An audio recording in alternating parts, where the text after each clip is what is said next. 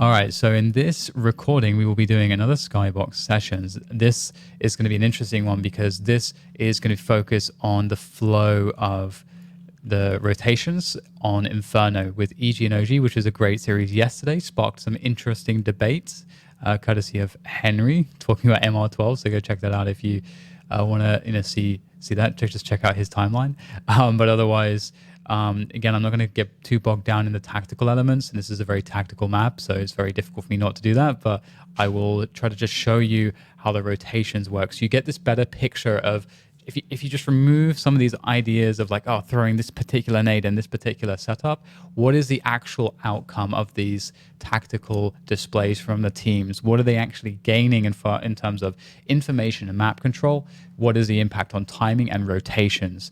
And we're going to start off with the second round here, and the second round is going to be well, not the best situation for the CTs. It's that familiar situation now whereby the Ts will, you can see they plant the bomb here, but they lose the round. But the bomb plant plus the $1,900 gives them this bunch of cash for the second round.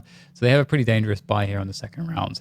The CTs, you can see the banana players, Stan and Ethan, will have prioritized full utility for banana because banana control obviously is so crucial. And what we'll see here is, oh, skip too far ahead. Let's actually zoom towards banana and let's see how this dynamic works out. Okay, so the Ts will move forwards here, and a better angle. Yeah, that's good. We'll move forwards here, and they'll start pressuring. They'll try to use the forward spawn of Valde with the MAC-10 to try to do some damage here if there are any CTs in occupying this forward position top banana. Now, this is what's smart about this is that if there was some really great timings or pot flash setups from the T side, what Ethan and Stan are doing here by not occupying this position directly at the beginning of the round is keeping themselves safe from really fast timings and setups where the other team has really sick nades on top of those timings. And instead they can try to play retake and just have this kind of back and forth action. So you see this is like this is an incendiary that would split up the push if there was to be a push here, or force a smoke from the Ts, in which they would not want if the CTs would want to retake, because then it would just strengthen the retake for the CTs. So we get a counter molly here to prevent the push behind, because again, this serves to isolate any T players, which means that you can see it actually in effect right here. Valde is isolated, so it would be great right now to have a quick play from the CTs forwards, because it would be much more difficult for these players to help. Only really LXB could help. He's got a CZ on the logs, not going to do too much. So they throw this molly so that Valde is kind of safe from a timing push here. Flashbang comes through, and you can see Valde is not really liking this too much, and so he's going to end up falling back because they're feeling the retake. Really, what's really cool here is it's a minimal usage of utility from either side, but there's a lot of potential behind this utility and how it can be used. And both teams play it safe. We're going to see Valde trying to keep pressure here as his teammates rotate back. Now, his job in this position is to make sure that he obscures information from the CTs. This is an incredibly important concept for you guys to always think about. One of the most important jobs is to deny information and to create an argument for the CTs that maybe you're doing something other than what you're doing. So in this case, maybe the Ts are actually going to commit towards the B-bomb site. That's one of the arguments you need to try to make here. Now, it's very difficult to do with limited utilities. You kind of have to try to find the best way to do it. And so this initial presence creates a delay, because the CTs have to spend utility and time to retake this position to get the information. And then Valde can throw a smoke to then make them a little bit more coy and tentative about their retake of information towards that position. So we're going to see that as Valde will buy time with the pressure, his teammates will rotate back towards mid. Now, given the fact that they don't have a lot of utility, they now just need to ship it all in on the middle position and move towards the A bomb site. Now, again, we're going to see that there's been success here with what OG have done, because they're going to keep these two players towards B for long enough for this attack to actually take place. They get the setup time. We're seeing, they're boosting here. They're still not sure. They don't have information. They're not peeking for info. There's the coffin smoke that came in from Valde, the fadeaway coffin smoke. And now here comes the play into the site. And it's effectively, with the smokes on Moto and on Arch, we're going to see that they have these channels to move through, and you're going to see the way that the trades are going to work out will be good enough. It's not perfect, it's not optimal necessarily, but it works. We get a 2 for 2, and again, they have the bomb site now. They have the bomb site, and they know it.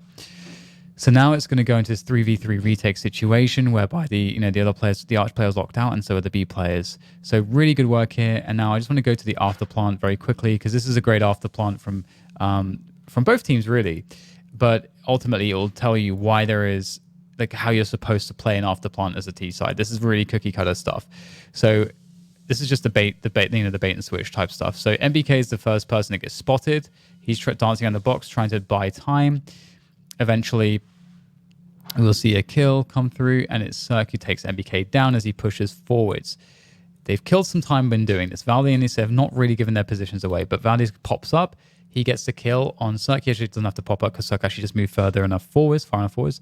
Then now it's Issa's turn to peek. Issa peeks. He gets taken down because Ethan was smart and he was ready for that position. However, during the distraction, Valdi gets the trade. Valdi goes back into cover. Now it's a 1v1. And Ethan's in the open and Valdi is not. And who has the advantage here? It's Valdi, and he hits the shots because he was having a great game. So really cookie cutter stuff there, but you can see the dynamic. It's all about using the baits, using the defensive position, and using distractions to your advantage. Okay, so I'm gonna go through like 2 or 3 more rounds, just to again show the flow here. Right, so.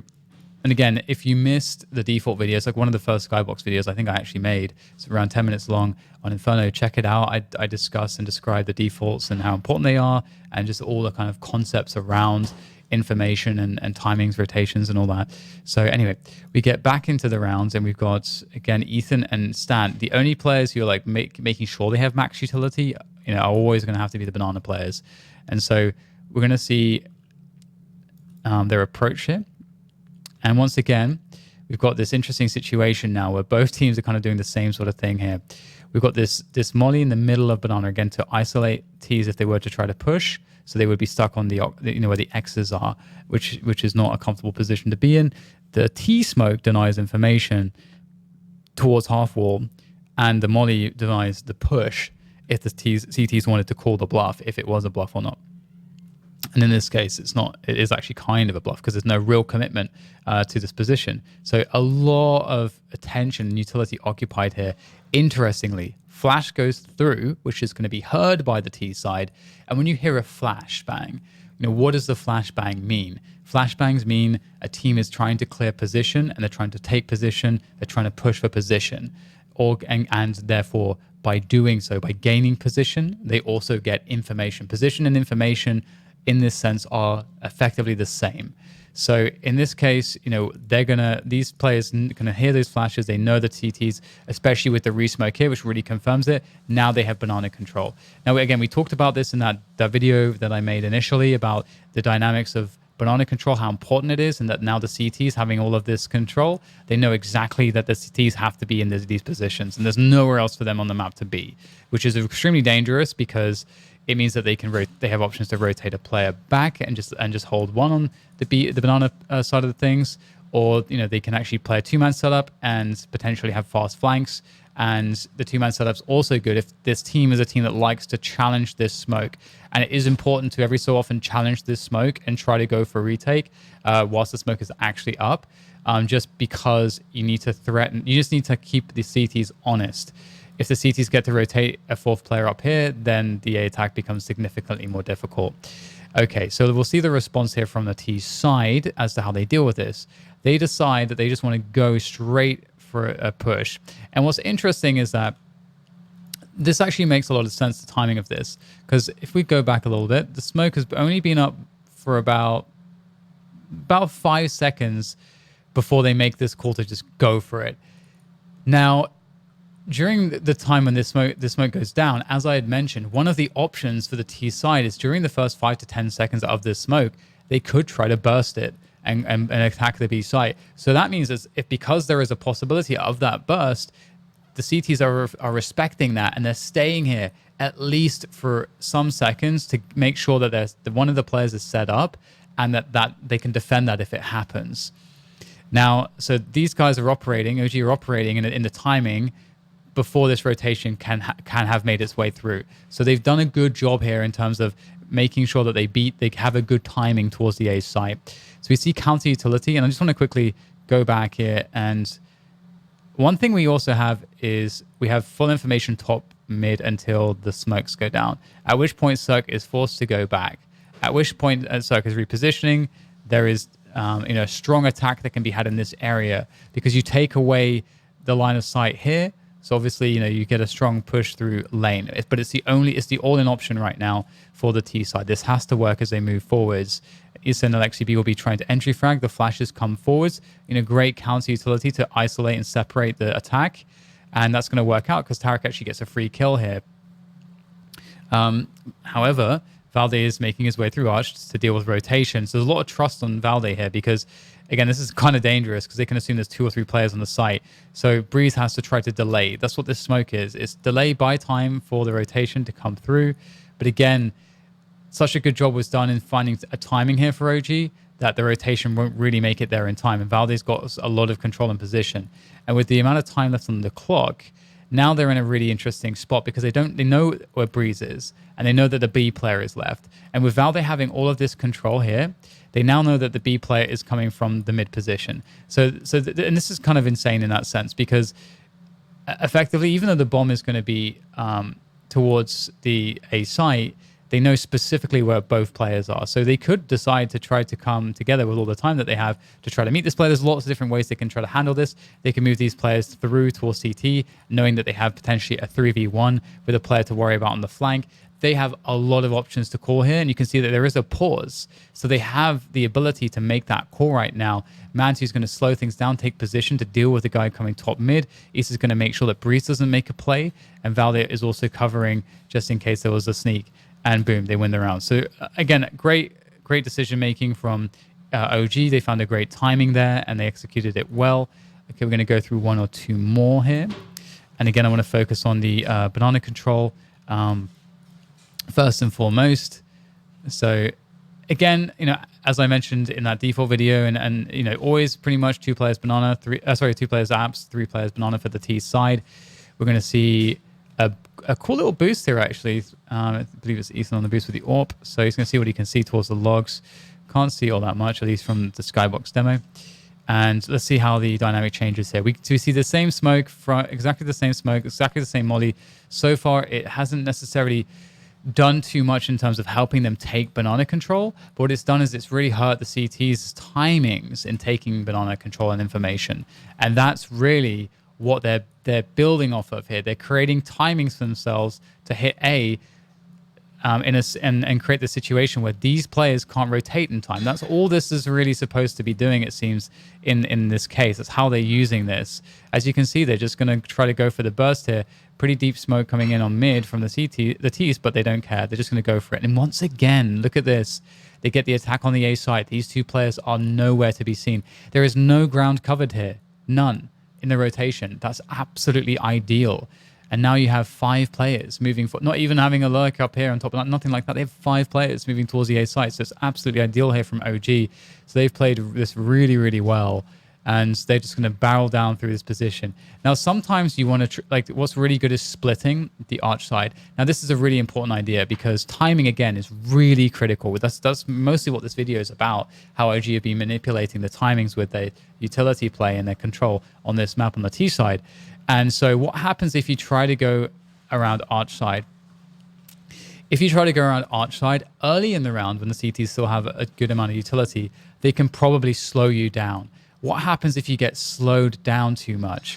Well, then these players are going to start pressuring you from both Arch and from Library. And the CTs will have players on the site potentially as well. So now all of a sudden you're in this position when you're trying to split as the T's, and you're trying to like gain control. Maybe you smoked off this, and maybe this smoke goes away. You're trying to push forward. It's just an absolute mess. So what they're doing here is they're saying, you know what, this is obviously difficult. It's harder to attack just from this and from balcony, from lane. It's harder because the crossfires, I should really get better. Maybe actually they should add buy-ins for colors changes. But This crossfire is very difficult to deal with, especially if there's counter utility. So why would they choose to do this instead of splitting, where the split is extremely strong? If that's the strongest option to attack the A site, definitely. However, what would happen is the timing gets screwed up. So they want to take the timing instead. They want to fight these 3 players and not have to worry about these 2 players whatsoever. They want these 2 players to already be in a situation where they're like, well, shit, we have to save at this point. So you'll see that the trades come through. We can get a better angle on this for you guys. You can see the fancy fragging. And straight away they come through. The counter utility does its best. They smoke off the incendiary and they just trade their way forwards. And again, what's really interesting in this situation, obviously, like the CTs will end up having a fairly, favorable situation. It's 3 versus 2. But what's interesting is that, again, you're in a 5v3. It's okay not to trade super effectively. We saw that if it's a situation where it is a 2v3, but the bomb's down, maybe they actually kill, they killed this guy and actually it was like an arch guy left or something. It's still like pretty favorable. They've taken the bomb site. They've done a lot of economic damage, and you're in a pretty favorable spot there, defensively speaking. So Valde tries to force the issue on Breeze, and he has to do that because if Breeze doesn't die, then the round is basically over and it is going to be over in a second, because they can't get a plant. These guys will start pressuring through. They have no position to defend the site. So, all right, another great round from both teams here. I would say again, in terms of what OG accomplished with timings, it was excellent, but they weren't able to finish in terms of the fragging, and that comes down to EG having a lot of utility and being great players and playing it really well themselves. So going into the next gun round, and this will be the last one of this video. I want to keep things snappy here. Right, so let's look at the banana dynamic once again, see how that plays out. You always have to look at how this plays out in Inferno games. And okay, so we see the T smoke here. Karrigan actually has this cool smoke which he throws here, which deals with teams that love to throw fast mollies. That's not really the style of EG here, so that wouldn't be really applicable. But we see this smoke on the half wall, and there's a deep smoke from the CTs. This half wall smoke is going to get exploited, and you're about to see why. We get an HE here around the half wall, and we get one in the logs. So spreading the variance there on the damage, making sure that something connects, and there goes the molly. Now, this is interesting because the molly goes down. This prevents the T from being in this position, and now look how the movement is. The flash comes through, and Ethan can't see him, but he knows the angle because it's pretty easy to know that there's a corner here, so he can just peek this for free and then shoot someone for free and gets a kill for free. So now we're in a 5v4 situation in favor of the CTs. And in this case, there's a lot of different ways to play it. And Tarek was even, for some reason, I'm actually not sure why he was thinking about rotating there, but perhaps they felt like there was going to be a B pressure either way.